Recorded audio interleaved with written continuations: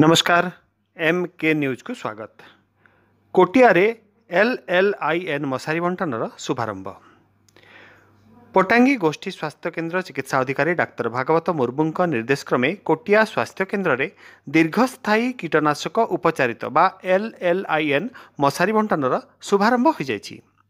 जिला परिषद सदस्या टीकाई गेमेल मुख्य अतिथि भाव जोगदे मशारी बंटनर शुभारंभ करथिले।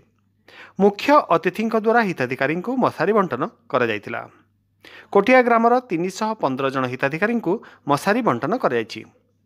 उक्त कार्यक्रम में कोटिया स्वास्थ्य केन्द्र doctor Viresh Mahapatra, supervisor Subrat Sharma, CHO Pramila Jani, Sunita ताड़ंगी और आशा कर्मी माने उपस्थित रही सहयोग करथिले।